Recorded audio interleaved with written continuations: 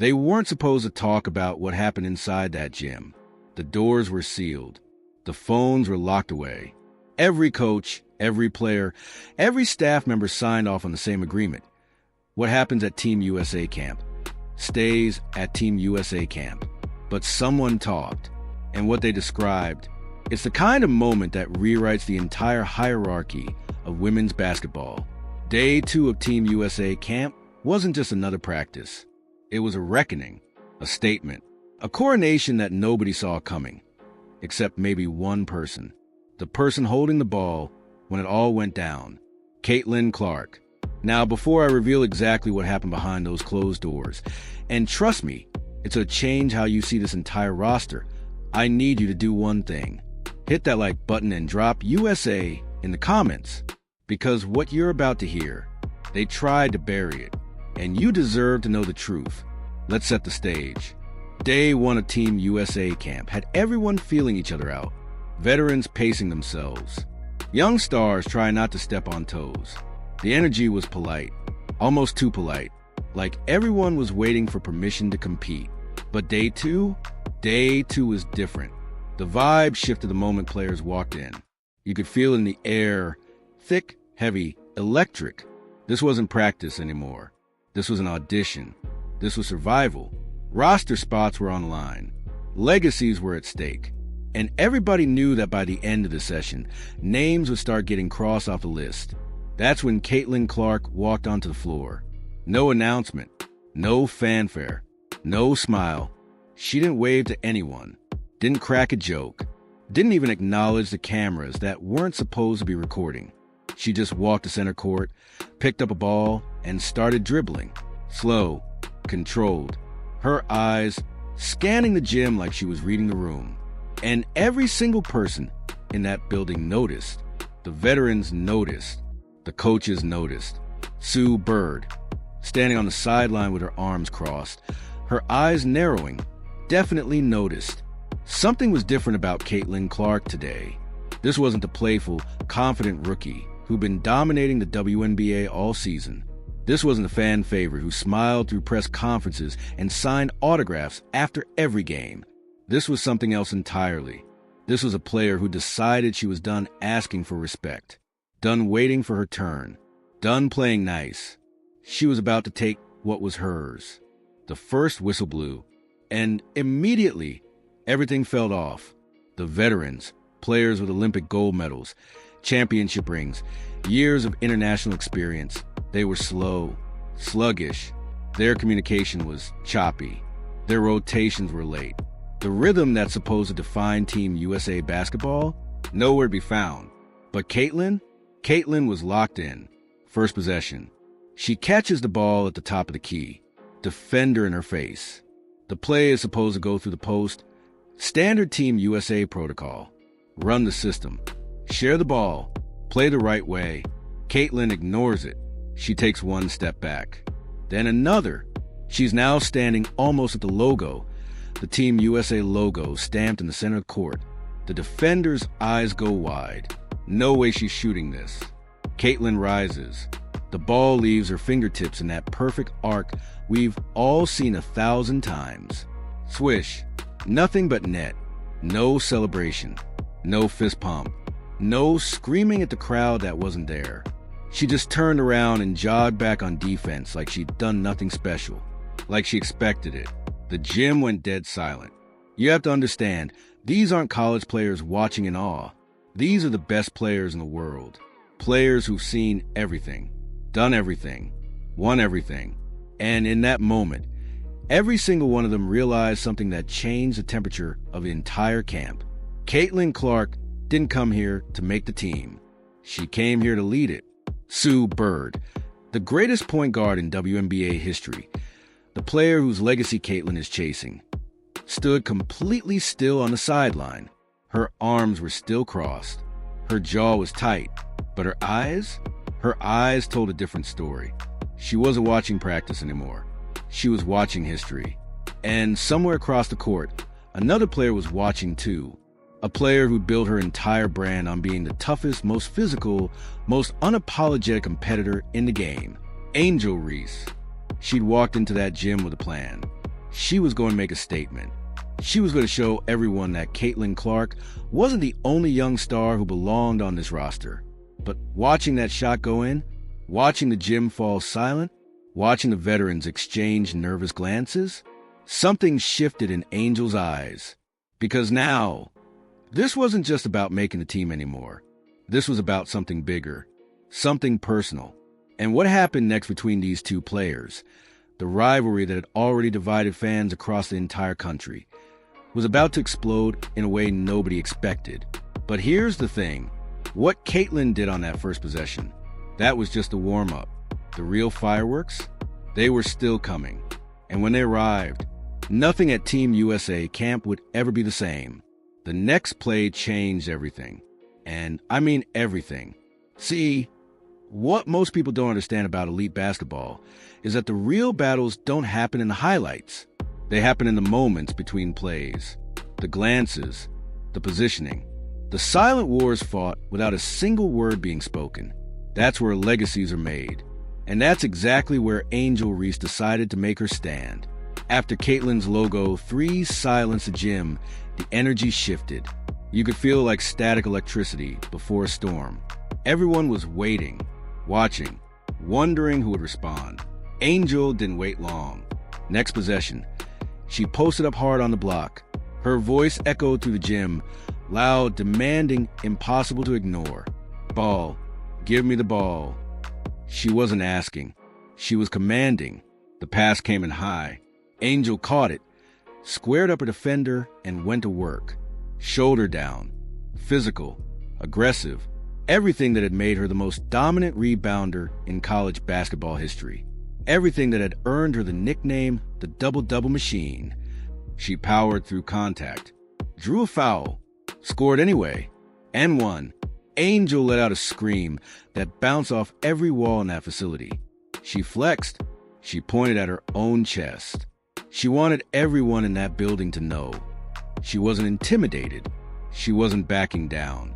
She belonged here too. The gym finally had some noise again. But here's what nobody was talking about yet. Caitlin didn't react. Not a flinch. Not a word. Not even a change in her expression. She just walked to the other end of the floor, called for the ball, and went right back to work. And that was the part that made people nervous. Because when Caitlin Clark is talking, joking, engaging with the moment, that's the version of her you can handle. That's the version you can game plan for. But silent Caitlin, focused Caitlin, the version of her that stops seeing opponents and starts seeing obstacles to eliminate, that's the version that breaks records. That's the version that breaks teams. That's the version that was about to break Angel Reese's entire game plan. The next few possessions became a chess match. Angel would score. Caitlin would answer. Angel would grab an offensive rebound. Caitlin would push the pace and score before Angel could even get back on defense. Every time it looked like Angel was building momentum, Caitlin would snatch it away with a pull-up 3 or a pass, so precise it made the defense look foolish. But Angel Reese didn't become who she is by backing down. She started getting more physical, more vocal. The trash talk that had made her infamous started flowing again. She was trying to get in Caitlin's head, try to break that icy focus. It wasn't working. And that's when Angel made a decision that would haunt her for the rest of camp. Late in the scrimmage, Caitlin was bringing the ball up the floor. Easy possession. Nothing special. The kind of play that happens 100 times in practice without anyone noticing. Angel met her at half court. Full court pressure wasn't called for. It wasn't part of the drill. But Angel was done waiting for her moment. She was going to take it. She got low, got physical, started bumping Caitlin, trying to speed her up, trying to force a mistake. The veterans on the sideline exchanged looks. This wasn't practice intensity anymore. This was something else. Caitlin stayed calm. She dribbled through the pressure like it wasn't even there. Every bump, every reach, every attempt to throw her off rhythm, she absorbed it and kept moving forward. Angel pressed harder, and that's when it happened. Caitlin stopped. Just stopped right at the top of the key.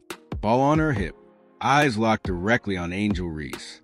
For a split second, time froze. Nobody knew what was about to happen. Was she going to say something? Was she going to back down? Was this about to become the confrontation that everyone had been waiting for since these two first shared a court? The gym held its breath. Then Caitlin smiled. Not a friendly smile. Not a playful smile. The kind of smile that says, "You have no idea what you just walked into." She started her dribble again. Slow, methodical. Her eyes never left Angel's. One hesitation move. Angel bit. Just slightly, but enough. Caitlin exploded past her. The help defender rotated over. But it was too late. Caitlin had already seen it coming.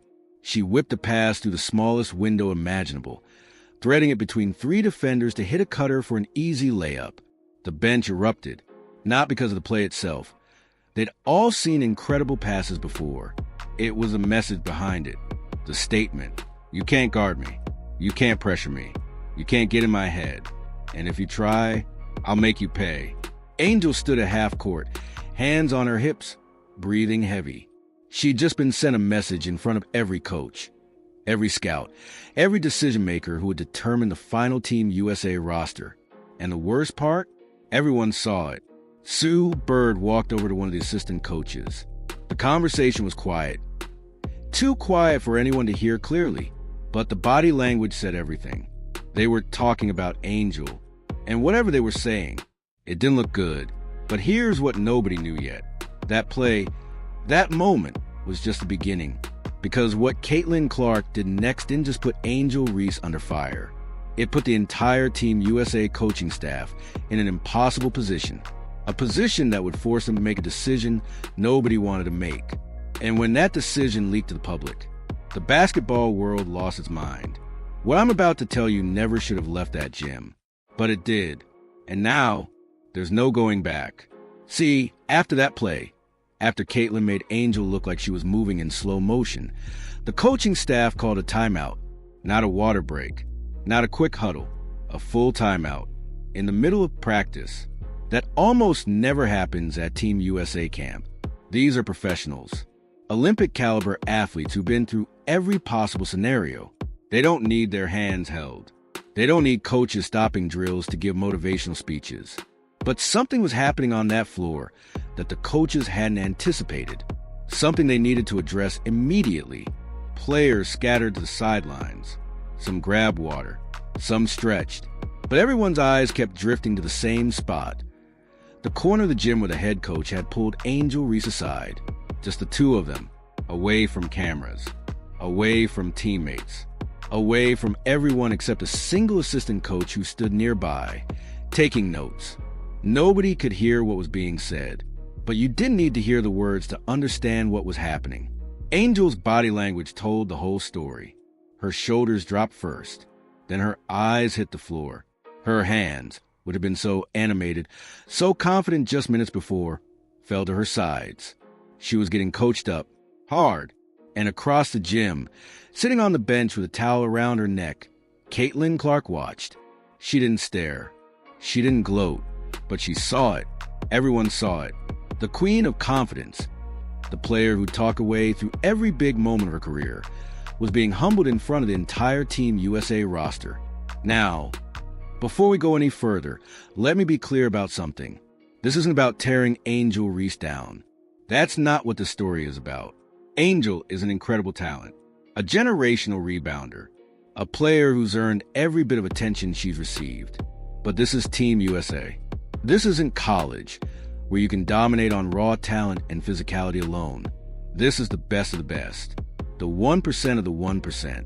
And at this level, every flaw gets exposed. Every weakness gets exploited.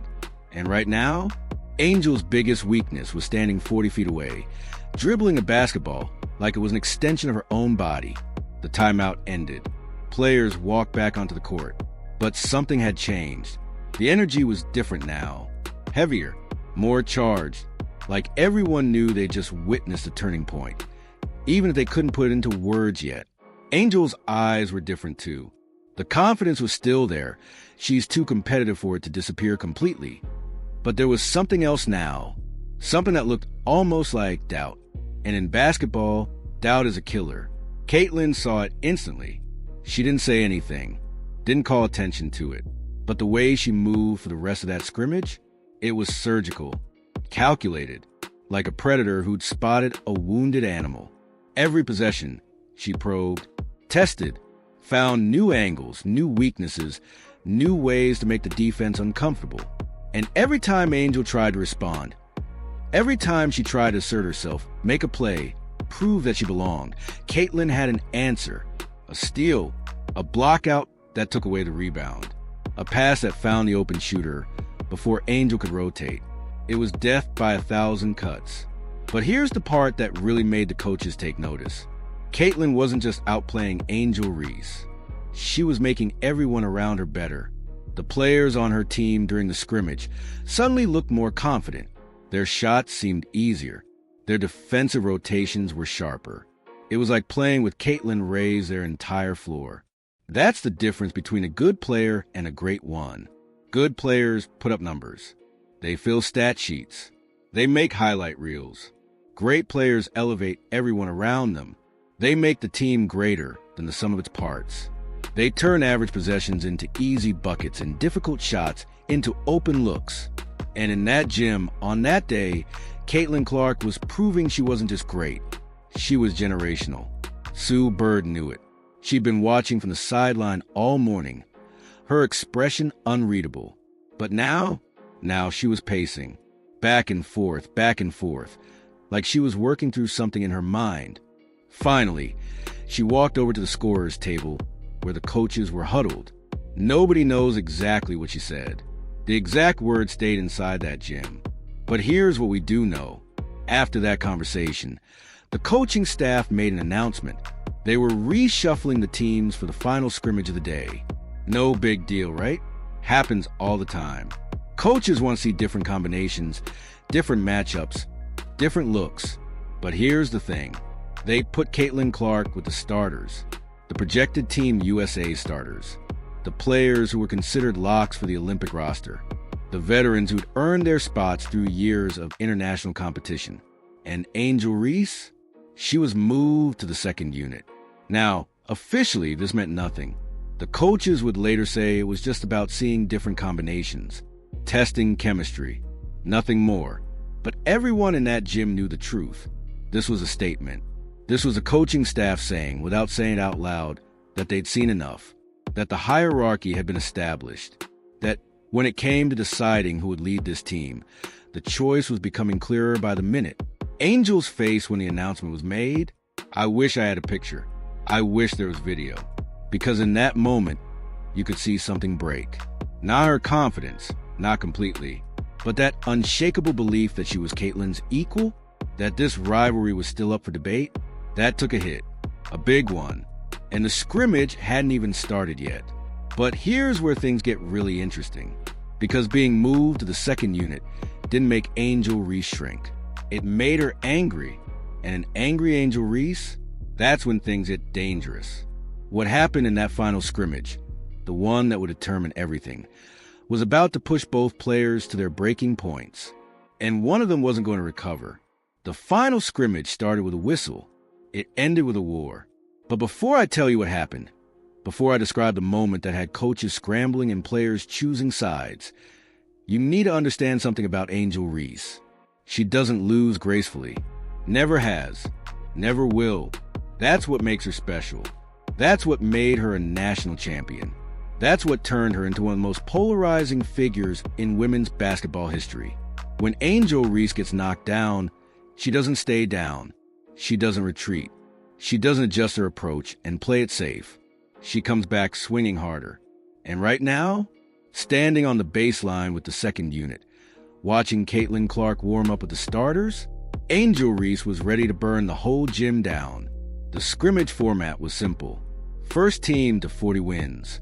Starters versus the players still fighting for roster spots. On paper, it should have been a blowout. The starters had more experience, more chemistry, more of everything that matters in Team USA basketball. But the coaches weren't stupid. They knew what they were setting up. They knew that putting Angel opposite Caitlin wasn't just about evaluating talent anymore. This was a test of composure, a test of leadership, a test of who could perform when everything was on the line, and emotions were running dangerously high. The ball tipped, and immediately, Angel came out hunting. She wasn't running plays. She wasn't fitting into the offense. She was demanding the ball every possession and attacking like her entire career depended on it. Because in her mind, it did. First possession, she caught it in the post. Caitlin's team rotated to help, but Angel powered through anyway. Contested layup. Good, she screamed, pointed at her defender. Let everyone know she wasn't going anywhere. Second possession, same thing. Post up, physical, score. Third possession, she grabbed an offensive rebound over two defenders and put it back before anyone could react. 6-0 second unit. The gym started buzzing. People who'd written off Angel after that first half of practice suddenly sat up straighter. Wait, was she about to do this? Was she about to flip the entire narrative? Caitlin called for the ball. And here's where things got interesting. Because Caitlin didn't try to match Angel's aggression. She didn't start forcing shots or trying to one-up her on every possession. She did something smarter. She slowed down. While Angel was running hot, playing at a pace that wasn't sustainable, burning energy like she had unlimited reserves, Caitlin was conserving, calculating, picking her spots. She ran the offense, got her teammates involved, made the extra pass when it was there, took threes when they came naturally, but didn't force anything. And slowly, possession by possession, the starters started climbing back. 8-6, 10-8, 12-10. The game was close now. Every possession mattered. Angel kept pushing. Her energy was incredible, borderline superhuman. Every rebound, she was there. Every loose ball, she was diving. She was playing like a woman possessed. But there was a problem. Her teammates on the second unit, they were starting to disappear. See, when you play that aggressively, when you demand the ball every possession and refuse to trust anyone else, eventually your teammates stop moving. They stop cutting. They stop expecting the ball. They become spectators. And that's exactly what was happening. Angel was a one-woman show now. And no matter how talented she was, one player can't beat Team USA's best alone. Caitlin saw it happening in real time, and she exploited it. Every time Angel scored, Caitlin would push the pace and catch the second unit before they could set their defense. Easy bucket. Every time Angel grabbed a rebound, Caitlin would have her teammates moving, cutting, creating opportunities that the tired second unit couldn't stop. The lead swung. 16-14 starters, then 18-14, then 20-14. The momentum had flipped completely. And Angel, for the first time all day, she looked tired, not just physically, though that was part of it, but mentally, emotionally. The weight of carrying her team while simultaneously trying to prove she belonged was draining her in ways that wouldn't show up on any stat sheet. But she refused to stop. She couldn't stop. Not now. Not with everyone watching. Not with her roster spot on the line. The next few minutes became a masterclass in contrasting styles. Caitlin was water, flowing, adaptable, finding the path of least resistance and exploiting it relentlessly. Angel was fire, burning bright, consuming everything in her path, but unsustainable, destructive to opponents and herself alike. 24-18, 28-20, 30-22. The starters were pulling away, and everyone in that gym knew it was over. Everyone except Angel Reese. With her team down 8 and the finish line in sight, something snapped. The ball came to her on the left block. She caught it, turned, and found Caitlin directly in her path. Their eyes met. For a split second, nobody moved. Then Angel attacked. Not at the basket, at Caitlin. Shoulder lowered. Full force. The kind of move that exists somewhere between basketball and assault. Contact. Hard contact. Caitlin stumbled backward, but didn't fall. Her eyes widened, not in pain, but in shock. The whistle blew. Offensive foul. But the play wasn't what made the gym go silent. It was what Angel said next. She walked right up to Caitlin. Close. Too close. Their faces inches apart. And in a voice loud enough for everyone to hear, she said 4 words that would leak to the media within hours. 4 words that would divide the basketball world. For words that changed everything. But those 4 words, those I'll tell you in a moment, because what happened immediately after, the response from Caitlin, the reaction from Sue Bird, the decision the coaches made on the spot, was somehow even more explosive. And it's the part they really didn't want anyone to know about. You're not better than me. 4 words. That's all it took to ignite a firestorm that would consume Team USA camp, dominate social media for weeks, and force the basketball world to pick a side. You're not better than me. Angel Reese said it right to Caitlin Clark's face. Not whispered, not muttered under her breath. Loud, clear, defiant. And in that moment, every person in that gym understood something fundamental had just shifted. This wasn't about making the Olympic roster anymore. This was personal. Caitlin stood perfectly still. Her expression didn't change. Her body language didn't shift. She just absorbed it. The silence that followed was deafening. Players on both teams had stopped moving. Coaches had frozen mid-conversation. Even the equipment managers near the door seemed to hold their breath. Everyone was waiting to see what Caitlin Clark would do. Would she fire back? Would she escalate? Would she give Angel the reaction she was clearly looking for? Seconds passed. They felt like hours. And then, Caitlin did the most devastating thing possible. She smiled. Not the competitive smile from earlier. Not the confident smirk that had become her signature. This was something different. Something almost pitying. She looked at Angel for one more second. Then she turned around and walked to the free throw line. Didn't say a word. Didn't acknowledge the confrontation. Just moved on. Like Angel Reese wasn't worth the energy. The gym exhaled. But Angel wasn't finished. She took a step toward Caitlin. Then another. Her teammates were grabbing at her jersey now, trying to hold her back, but she shrugged them off. Don't walk away from me. Her voice cracked with frustration, with anger, with something that sounded almost like desperation. That's when Sue Bird stepped onto the court. Not quickly, not dramatically, just a calm, measured walk from the sideline to the center of the action. But the authority in her movement was unmistakable. She positioned herself directly between Angel and Caitlin. That's enough. 2 words, spoken quietly, but they carried more weight than anything else said that entire day. Angel stopped. Her chest was heaving. Her hands were trembling. Every muscle in her body was screaming at her to keep going, to finish what she'd started, to refuse to be dismissed. But Sue Bird was Sue Bird, 4-time Olympic gold medalist, 5-time WNBA champion, the greatest point guard in the history of the women's game. When she tells you to stop, you stop. Angel's eyes dropped first, then her shoulders. The fire was still there. You could see it burning behind her expression, but she swallowed it. For now, Sue Bird turned to face the coaching staff. A conversation passed between them in glances alone, the kind of silent communication that only comes from years of experience. Then the head coach made an announcement that sent shockwaves through the entire camp. Scrimmage is over. Everyone off the court. Now. No explanation. No discussion. Just an order. Players exchanged confused looks. The score was 30-22. They weren't even close to 40 yet. Why would they stop now? But nobody argued. One by one, players filed off the court. The starting unit went one direction.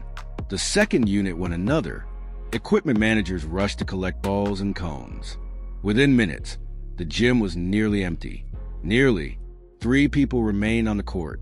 The head coach, Sue Bird, and Caitlin Clark. Angel Reese was escorted to a separate room by an assistant coach. Nobody told her what was happening. Nobody explained why she was being separated from the group. She just disappeared. And the meeting that happened next? It was the meeting that would decide everything. Now, I need to be careful here. What I'm about to share comes from multiple sources who were present at Team USA camp. Some of it has been confirmed. Some of it is still considered rumor. But the pieces fit together too perfectly to ignore. Here's what we know. The conversation lasted approximately 15 minutes. Sue Bird did most of the talking. And by the end of it, Caitlin Clark's role on Team USA had been elevated from promising young player to something far more significant, something that would make headlines around the world. But let me back up for a second, because to understand why this meeting mattered so much, you need to understand what Sue Bird saw on that court. Not just the scoring, not just the passing, not just the shooting that had already made Caitlin famous. She saw leadership, real leadership, the kind that doesn't announce itself, the kind that doesn't need to scream or flex or prove anything to anyone. When Angel confronted her, Caitlin had every right to fire back. She had every opportunity to match that energy, to turn it into a spectacle, to let the situation escalate. But she didn't. She controlled herself. She controlled the moment. And in doing so, she controlled the entire narrative of what happened at Team USA camp. That's what Sue Bird saw. A player who understood that true greatness isn't about dominating your opponents. It's about elevating the people around you while refusing to let anyone bring you down to their level. A player who could carry not just a scoring load, but the emotional weight of representing an entire country. A player who was ready. The conversation between the coach, Sue Bird, and Caitlin was reportedly brief but significant. They told her what they'd seen. They told her what they believed she was capable of. And they told her what they wanted her to do going forward. Not just make the team. Let it. Now, this is where things get complicated. Because while Caitlin was being anointed as a future Team USA basketball, something else was happening on the other side of that facility. Angel Reese was sitting in a room, alone, waiting, and the conversation that was about to happen in that room, it would determine whether her Olympic dream was still alive, or if day 2 had killed it completely. The assistant coach walked in, closed the door behind her, and the first words out her mouth made Angel's heart sink. We need to talk about your future with this team. Not great effort today. Not we love your energy. Not any of the encouraging phrases coaches use when they're about to deliver good news. We need to talk about your future. Angel knew what that meant. Everyone knows what that means. But what happened next in that room, the ultimatum that was given, the choice that was laid out, and Angel's response to it all, that's the part of the story that nobody saw coming. Not even Angel herself. The door closed with a soft click. But to Angel Reese, it might as well have been a gunshot. She sat alone in that room for what felt like an eternity. White walls, fluorescent lights, a single table with 2 chairs facing each other like an interrogation setup. Because that's exactly what this was, an interrogation. The assistant coach, a woman with 3 Olympic rings and more international experience than most players dream of, sat down across from her. No notes, no clipboard, just eye contact that felt like it could see straight through you. Do you know why you're here? Angel's jaw tightened. She wanted to fire back, wanted to defend herself, wanted to explain that everything she'd done on that court was about competing, about proving herself, about refusing to back down from anyone. But something stopped her. Maybe it was the weight of the moment. Maybe it was a realization that this wasn't college anymore, where her talent could outweigh her reputation. Or maybe, just maybe, it was the first flicker of understanding that she'd made a mistake. I got emotional, Angel finally said. Her voice was quieter than usual. Smaller. The coach nodded slowly. You got emotional.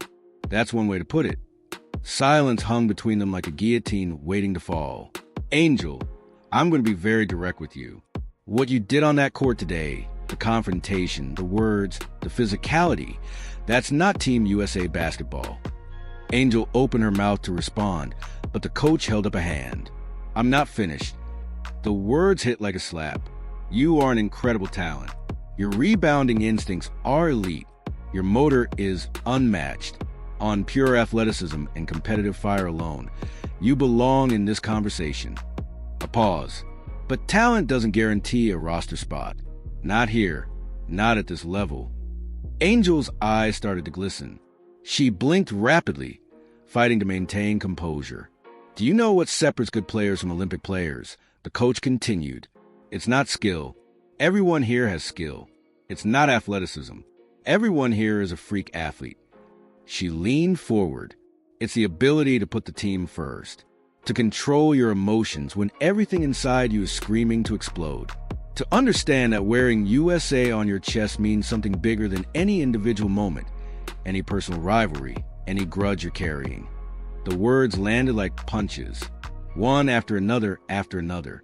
What happened between you and Caitlin today? That can never happen again. Not in practice. Not in games. Not anywhere near this program. Do you understand? Angel nodded, barely perceptible, but a nod. I need to hear you say it. I understand. Her voice cracked on the second word. The coach studied her for a long moment, evaluating, calculating, deciding something that would shape the rest of Angel Reese's career. Then she leaned back in her chair. Good, because what I'm about to tell you is going to determine whether you have a future with this team or not. Angel's heart stopped. This was it, the moment of truth, the verdict she'd been dreading since she walked into this room. You're not being cut. Relief flooded through her like a wave. Her shoulders dropped. Her breath escaped in a rush she didn't know she'd been holding. But that single word erased everything. But you are on notice.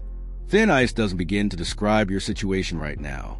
One more incident, one more confrontation, one more moment where you put yourself above the team, and you're done. Not benched, not warned. Done. Sent home. Removed from consideration. Permanently. The weight of that word, permanently, hung in the air like a death sentence. Do you understand what I'm telling you? Angel nodded again, this time with more conviction. There's something else.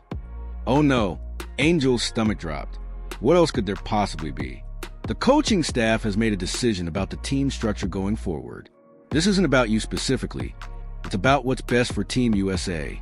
But you need to hear it from us before you hear it from anyone else. The coach paused, seemed to be choosing her words carefully. Caitlin Clark is going to be our starting point guard. The words hit Angel like a freight train. Not because it was surprising. Anyone watching that practice could see where things were heading. But hearing it said out loud, officially, definitively, that was different. That was real. The decision was made before today's incident. The coach continued. But what happened on that court confirmed what we already knew. Caitlin has the composure, the vision, and the leadership qualities we need. She's ready. Angel sat in silence, processing, absorbing. Your role on this team, if you choose to accept it, will be different. We need your energy, your rebounding, your physicality. But we need it channeled, controlled, used to help the team, not to prove a point. The coach stood up. You have tonight to think about it. Tomorrow morning, I need an answer. Are you willing to be a role player on this team? Are you willing to accept a supporting role while Caitlin leads? Are you willing to put your ego aside for a chance at Olympic gold? She walked toward the door.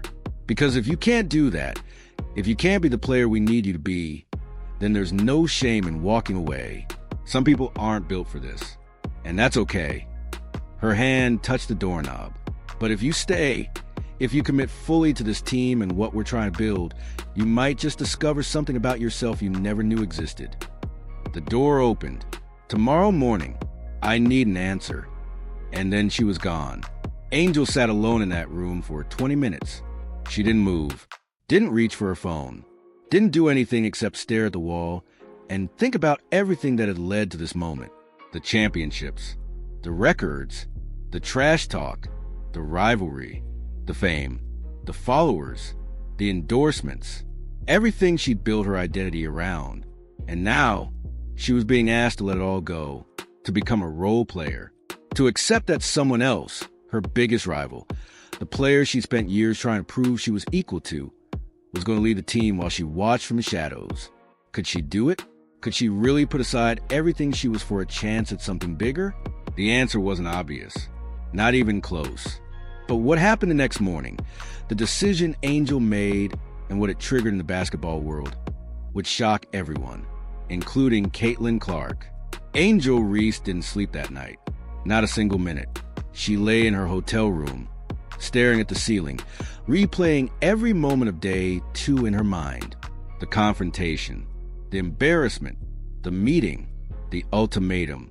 Her phone buzzed constantly, teammates checking in, her agent demanding updates, her mother calling 3 times before midnight. She ignored all of it, because the decision she was facing wasn't something anyone else could make for her.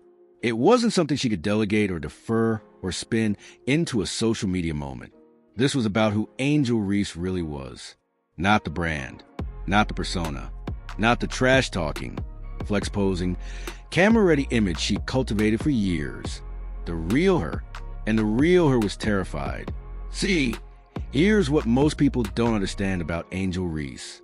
Behind the confidence, behind the bravado, the celebrations, the unshakable public image, there's a girl who grew up being told she wasn't good enough, wasn't pretty enough, wasn't talented enough, wasn't enough, period.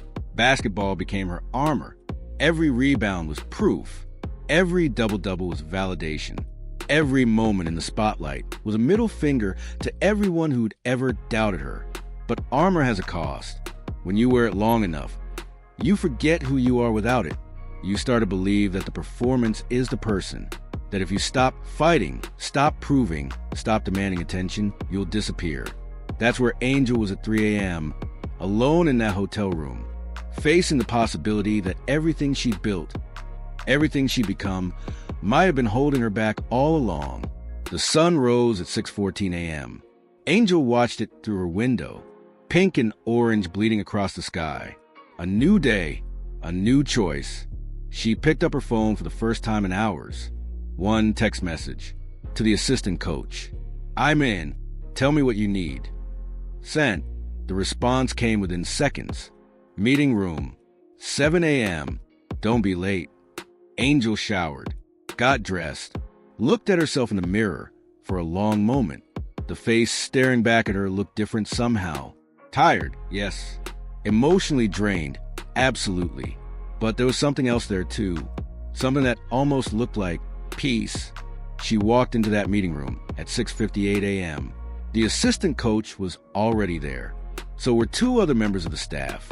And sitting in the corner, tablet in hand, reviewing film from the previous day's practice, Sue Bird. Angel's heart skipped. She hadn't expected an audience for this. She'd assumed it would be a quick conversation. Sign here, agree to this, now get back on the court and prove yourself. But this was something else entirely. The assistant coach gestured to an empty chair. "Sit down, Angel. We have a lot to discuss." The next 45 minutes changed everything. They didn't lecture her, didn't rehash the confrontation, didn't make her grovel or apologize or perform contrition for the cameras. Instead, they showed her film, but not the film she expected. "Watch this," Sue Bird said, pulling up footage on the tablet. "This is you at LSU. Championship game. Second half." Angel watched herself on screen, grabbing rebounds, making plays, celebrating with her teammates. The image of confidence and dominance. Now watch this. The footage changed. Same game, different angle. See that? Right there. Your teammate sets a screen. You don't use it. You go isolation instead. And here, your point guard is open. You don't even look at her. You force the shot. Angel's jaw tightened. She wanted to defend herself. Explain that she'd been double-teamed. That the play wasn't developing. That sometimes you have to take over. But she stayed quiet. You won that game, Sue Bird continued. So nobody criticized these decisions. But Angel, this is a pattern. It's not just one play. It's how you process the game. More footage, different games, different moments. Every clip showed the same thing. Angel Reese playing hero ball. Angel Reese refusing to trust her teammates. Angel Reese tried to win games by herself, even when the team structure demanded something different. "You're incredibly talented," Sue Bird said. Nobody in this room is questioning that. But talent without awareness? That's a ceiling. And right now you're hitting it. The word stung. But Angel didn't look away. Now watch this. New footage. Yesterday's practice. The first scrimmage before everything fell apart. But this time, the camera wasn't on Angel. It was on Caitlin Clark. See what she's doing here? She has a shot. Wide open three. Instead, she makes the extra pass. Why? Angel studied the screen. Caitlin passed to a teammate cutting baseline. Easy layup. Because the layup was a better shot, Angel said quietly. Exactly. Now here. Another clip. Caitlin bringing the ball up court. Defender playing her tight. She could attack.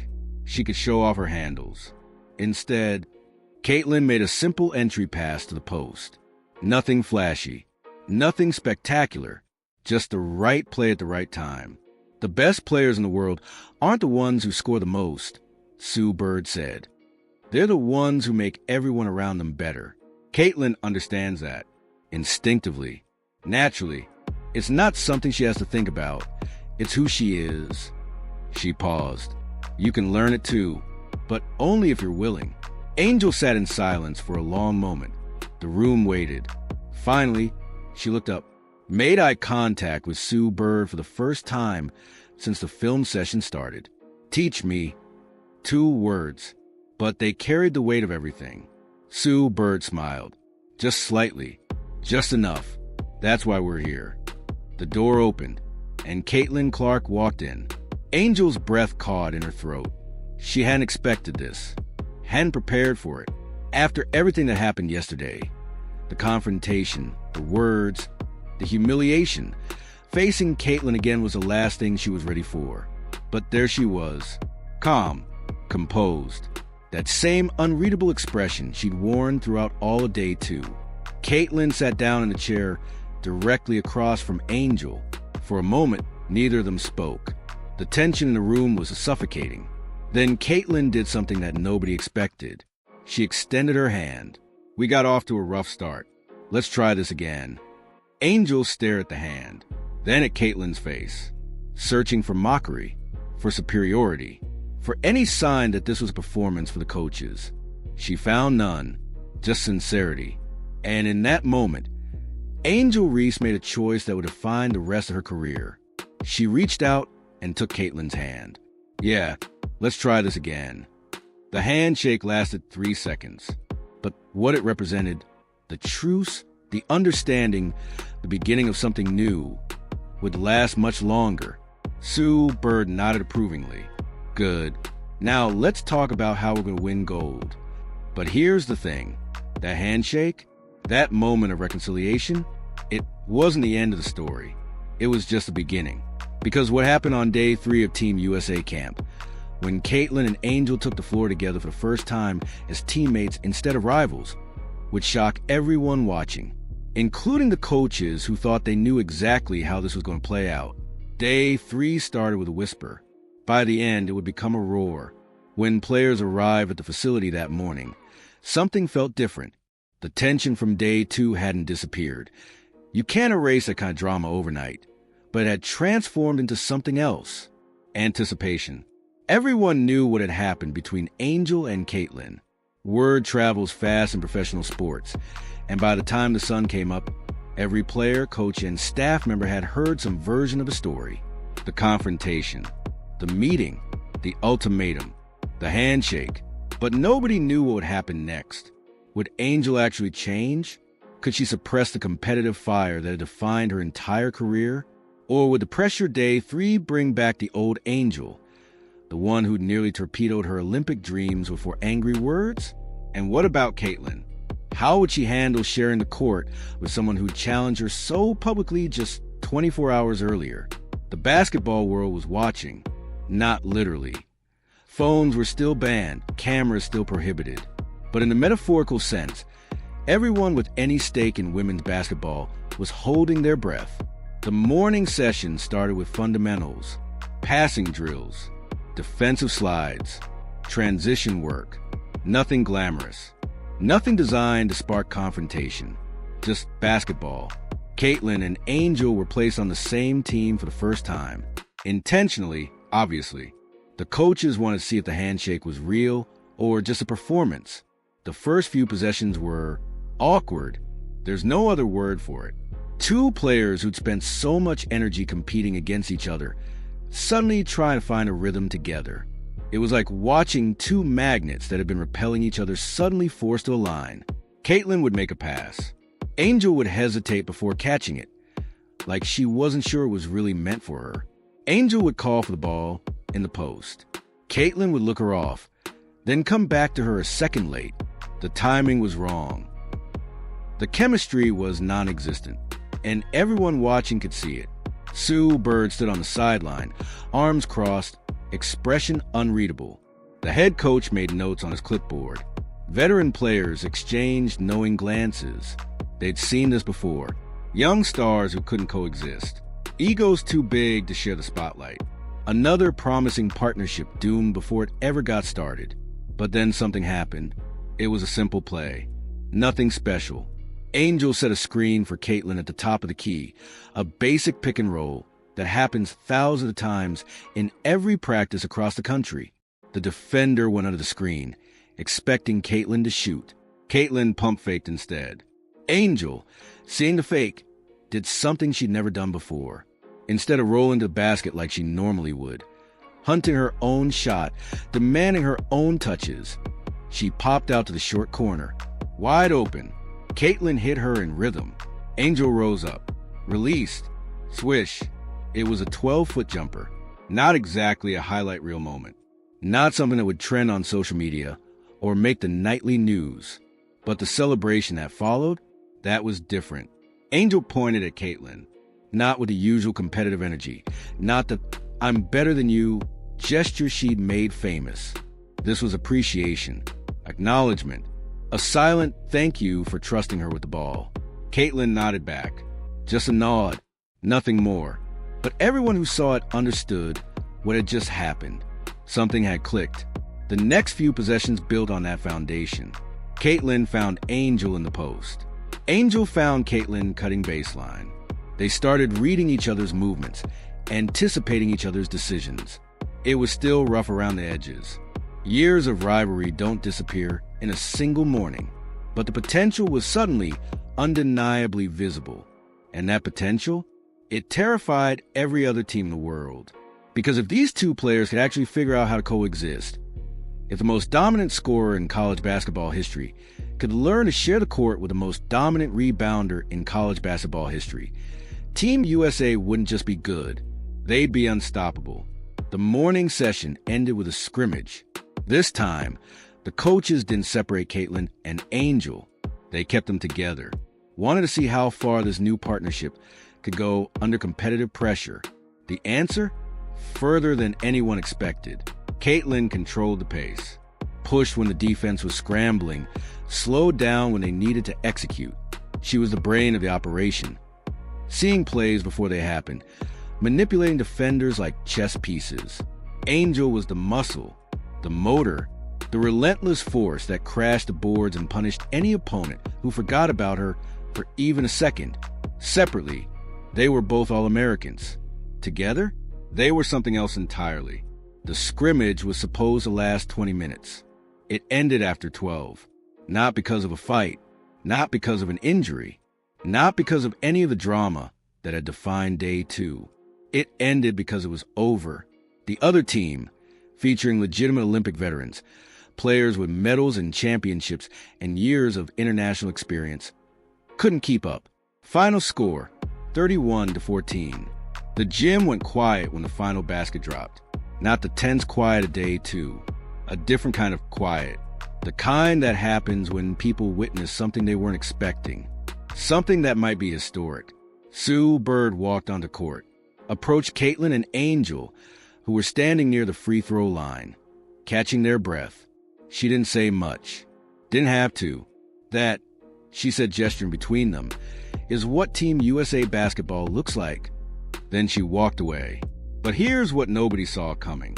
After the session ended, after players headed to the locker room and coaches retreated to their offices, Caitlin pulled Angel aside, just the two of them, in a corner of the gym, away from everyone else. The conversation lasted less than 5 minutes. Nobody knows exactly what was said. Both players have refused to discuss it in public, deflecting every question with vague answers about moving forward and focusing on the team. But sources close to the camp describe it as intense, emotional, the kind of conversation that only happens when two people finally drop their guards and speak from the heart. When they emerge from that corner, something had changed between them. Not friendship, not yet, maybe not ever. Some rivalries are too deep to fully heal. But respect? That was there now. Real, genuine, mutual respect. And in Team USA basketball, respect is a foundation everything else is built on. The afternoon session was when the real magic started, because that's when the coaches introduced a new wrinkle to the offense. A wrinkle designed specifically around Caitlin Clark and Angel Reese. A set of plays that would exploit their unique combination of skills in ways no other team in the world could replicate. And when those plays were revealed, when the rest of the team saw what the coaching staff had drawn up, even the veterans' jaws dropped, because they'd never seen anything like it. Nobody had. And what those plays would do on the international stage, the havoc they would wreak on defenses that had spent years preparing for traditional Team USA basketball, would change the sport forever. But first, they had to practice them. And that's when everything almost fell apart. The playbook landed on the table with a thud. 47 pages. Laminated. Marked confidential in red letters across the cover. Every player in the room leaned forward. This was the moment they'd been waiting for. The secret weapon. The tactical innovation that would define Team USA's Olympic campaign. The head coach stood at the front of the room, laser pointer in hand. What you're about to see doesn't leave this building. Not to your agents. Not to your families. Not to anyone. Understood? Nods around the room. Good. Let's begin. The first slide appeared on screen, and immediately murmurs rippled through the team. The diagram showed a formation unlike anything they'd seen before. Traditional Team USA offense relied on spacing, ball movement, and exploiting mismatches. Safe, proven, effective. This was different. This was chaos. We're calling it the blur, the coach explained. It's built around two players, Clark and Reese, operating in constant motion, creating confusion, and forcing defenses to make impossible choices. The next slide broke down the mechanics. Caitlin would handle the ball at the top of the key. Standard, expected. Defenses would prepare for her pull-up threes, her penetrating passes, her ability to orchestrate from the perimeter. But Angel wouldn't be posting up on the block. She'd be in constant movement, screening, cutting, flashing to the high post, diving to the basket, never in the same spot for more than 2 seconds. The theory is simple, the coach continued. When you put the best passer in the world with the most relentless motor in the world, you create an offensive system that can't be game planned, because it never looks the same twice. Veteran players exchanged glances. This was revolutionary, exciting, potentially game-changing, but also incredibly risky. Diana Taurasi raised her hand. Coach, with respect, this requires perfect timing, perfect chemistry. We got, 3 weeks before we need to execute this against the best teams in the world? Valid point. The room waited for the response. That's exactly why we're starting today. And that's exactly why the next few hours are going to be the hardest practice of your lives. He wasn't exaggerating. The team filed onto the court, spread out, waited for instructions. The first walkthrough was a disaster. Not because anyone made mistakes. It was a walkthrough after all. But the complexity was immediately apparent. The timing windows were tiny. The reads were intricate. One wrong decision would collapse the entire structure. Again, the coach called. They ran it again, and again, and again. By the fifth repetition, frustration was building. Players were bumping into each other. Spacing was collapsing. The beautiful chaos the playbook promised looked more like actual chaos. But Caitlin and Angel, they were locked in. Every repetition, they got a little sharper, a little more connected. The hesitation from day 2 was disappearing, replaced by something that almost looked like telepathy. Caitlin would make a decision. Angel would react before the decision was fully made, like they were operating on the same wavelength. It was subtle, hard to notice if you weren't looking for it. But Sue Bird was looking for it. Stop, she called from the sideline. Practice froze. She walked onto the court, approached Caitlin and Angel directly. Run it again. Just you two. Everyone else, clear out. The other players backed away. Caitlin got the ball at the top of the key. Angel started her movement pattern. What happened next was like watching a preview of the future. Caitlin's eyes followed Angel's every step. Not in an obvious way, She was still scanning the floor, still seeing a whole picture, but there was a connection between them that hadn't existed 24 hours ago. Angel cut to the elbow. Caitlin's pass was already in the air. Catch, pivot, shot fake, dump off to an imaginary cutter. Again, Sue Bird said, faster. They ran it faster. Angel's movement became more erratic, more unpredictable. She started improvising, adding cuts that weren't in the playbook, testing Caitlin's ability to adapt. Caitlin adapted. Every improvisation, she had an answer. Every unexpected movement, she anticipated. It was like watching two musicians jamming together for the first time and discovering they speak the same musical language. Again, at a defender, one of the veteran guards stepped up to cover Caitlin. Now things got interesting. The defender was physical, smart. She knew Caitlin's tendencies better than almost anyone in the world. Caitlin didn't care. She used Angel's movement to create space. Every time the defender tried to jump a passing lane, Caitlin went somewhere else. Every time she tried to force a turnover, Caitlin found an escape route, and Angel was everywhere. That motor the coaches had talked about, the relentless energy that made her the greatest rebounder in college basketball history. It was being channeled into something new, something more purposeful. She wasn't just chasing rebounds anymore. She was creating havoc. The defender had no idea where Angel would be from 1 second to the next. Every screen came from a different angle. Every cut took a different path. It was beautiful, and it was terrifying. Because if Caitlin Clark and Angel Reese could execute the system together, if they could build the chemistry required to run the blur at full speed against Olympic-caliber competition, no team in the world would be able to stop them. The defender threw up her hands after the 10th repetition. I can't stay with this. It's impossible. Sue Bird smiled. That's the point. The rest of practice built on that foundation. They added more players, more complexity, more defensive pressure. Each repetition revealed new possibilities and new problems. The timing was still inconsistent. The reads weren't automatic yet. There were moments of brilliance punctuated by moments of complete breakdown. But the trajectory was clear. This was going to work. And then it almost didn't. The afternoon session was winding down. Players were tired. Legs were heavy. Minds were foggy from processing so much new information. One final scrimmage. Full contact. No holding back. Caitlin brought the ball up court. Angel started her movement pattern. The defense was keying on both of them now. Having watched the morning session, they knew what to look for. They weren't going to be caught off guard. Caitlin made her read. Threw the pass. But Angel wasn't where she was supposed to be. She'd improvise again, adding a cut that looked brilliant in her head, but threw off the timing completely. The ball sailed into empty space. Turnover. The defense pushed in transition. Easy bucket. The coach blew his whistle. What happened? Angel's face flushed. I thought I saw an opening. I went for it. Caitlin's jaw tightened.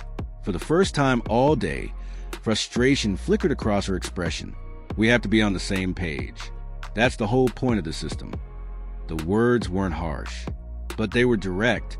And coming from Caitlin, the player who'd been handed leadership of this team, they carried weight. Angel's eyes narrowed. The old instincts kicked in. The defensive posture, the competitive fire that had fueled so many confrontations in the past. I was trying to make a play. I know, but we can't freelance. Not yet. Not until we have the foundation. The gym went quiet. Here it was, the moment everyone had been waiting for and dreading. The moment where the fragile truce between these two players would be tested. Would Angel fire back? Would she let her ego override everything they'd built over the past 24 hours? The tension stretched. And then, something remarkable happened. Angel took a breath, closed her eyes, visibly forced herself to step back from the edge. You're right. 2 words that changed everything. You're right. My bad. Run it again. She turned to the coach. Can we run it again? I want to get it right. The coach looked at Sue Bird. Sue Bird nodded. Run it again. They ran it again. This time, Angel stayed disciplined, made the read, executed the cut exactly as designed. Caitlin's pass hit her in stride. Easy layup. Bucket. Angel didn't celebrate. Didn't flex. Didn't point at anyone or scream at the roof. She just jogged back on defense. Like a teammate. Like a role player who understood her job. Like someone who'd finally learned that there was something more important than proving she was the best person on the court. The practice ended 20 minutes later. But the real victory had already been won. Because Angel Reese, the queen of confidence, the double-double machine, the most polarizing figure in women's basketball, had just done something nobody thought she was capable of. She put the team first. And that was when the coaching staff knew they had something special. Something that might just bring home gold. But there was one more test waiting. One more obstacle that would determine whether this new-look Team USA was ready for the world stage. And it was about to arrive in the form of an unexpected announcement that would send shockwaves through the entire basketball world. 3 days after practice ended, the announcement dropped, not through official channels, not through a carefully orchestrated press conference with branded backdrops and rehearsed talking points.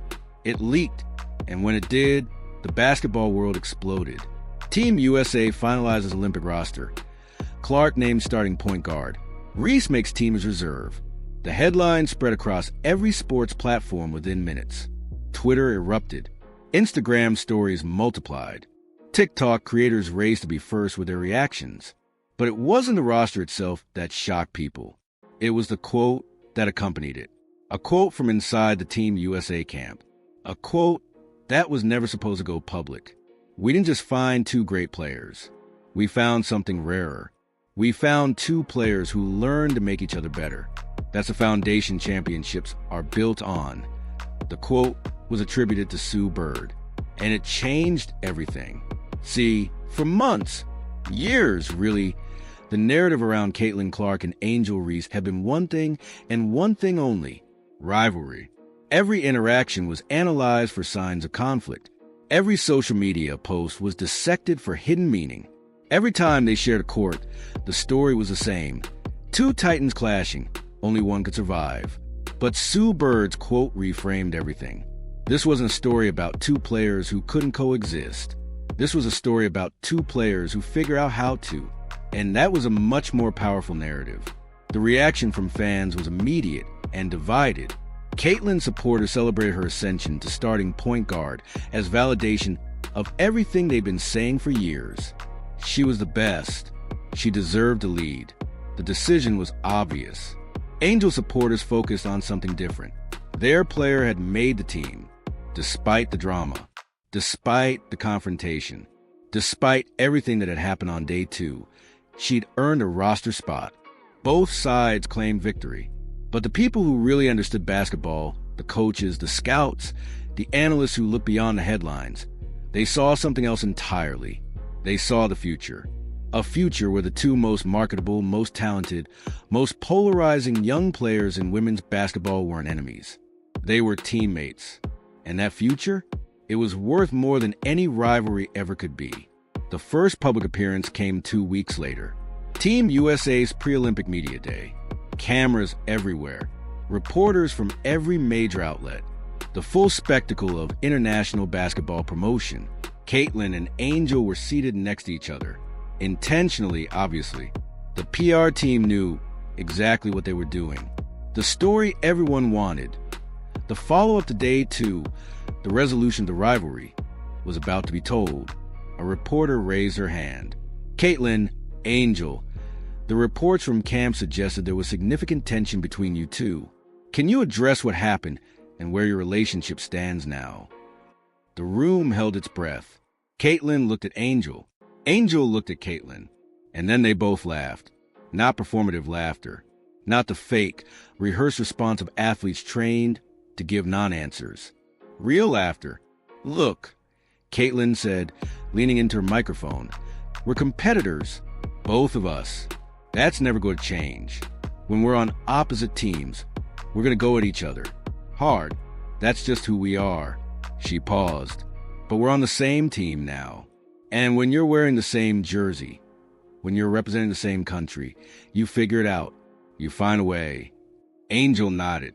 People want us to hate each other, she added. I get it. Rivalries are good for ratings. Drama is good for clicks.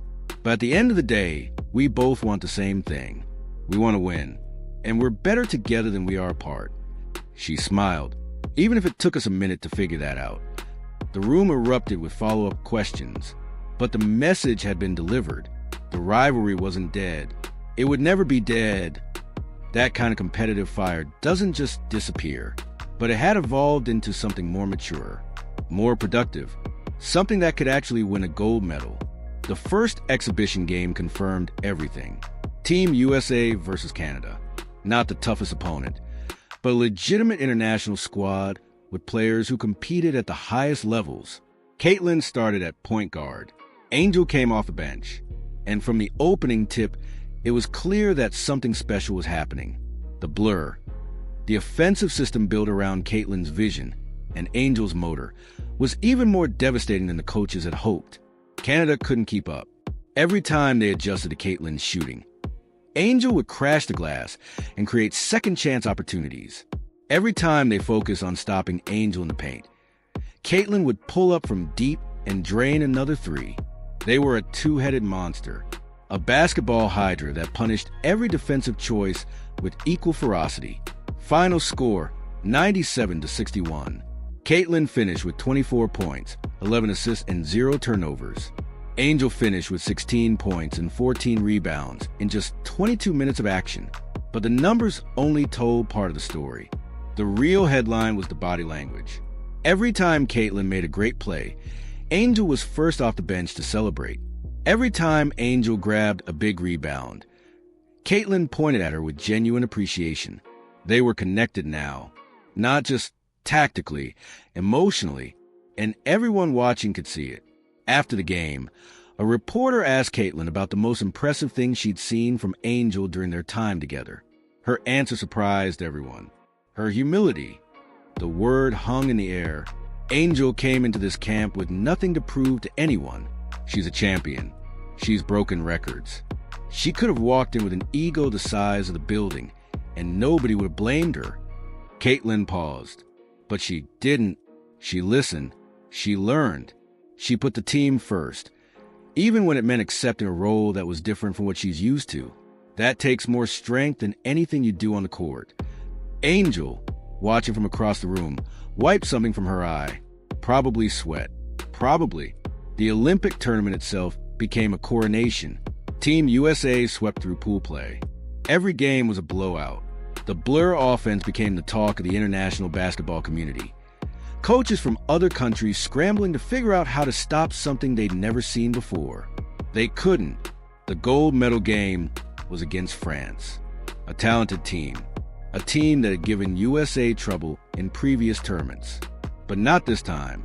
Caitlin controlled the game from start to finish. 28 points, 13 assists. She was everywhere, orchestrating, scoring, defending, leading. And Angel had the performance of her life. 22 points, 19 rebounds. She dominated the glass so completely that French players stopped even trying to contest her by the fourth quarter. But the moment everyone would remember came with 2 minutes left. Team USA up by 15. The outcome decided. The gold medal secured. Caitlin brought the ball up court one final time. Angel set a screen at the elbow, the same play they'd run 1,000 times in practice. But this time, Angel didn't cut to the basket. She popped out to the three-point line. Wide open, Caitlin hesitated. Angel wasn't a three-point shooter. She'd barely attempted 10 of them all tournament. But something in Angel's eyes said, "Trust me." Caitlin made the pass. Angel caught it, set her feet, rose up, swish. The arena exploded. Angel turned toward Caitlin, pointing with both hands, screaming something lost in the deafening noise. Caitlin ran toward her, arms wide. They embraced at center court. Two players who had started the summer as rivals. Two players who had nearly torn Team USA apart on day 2. Two players who had learned the hard way that greatness isn't about individual achievement. It's about what you build together. The medal ceremony was a blur of camera flashes and national anthems and tears that nobody tried to hide.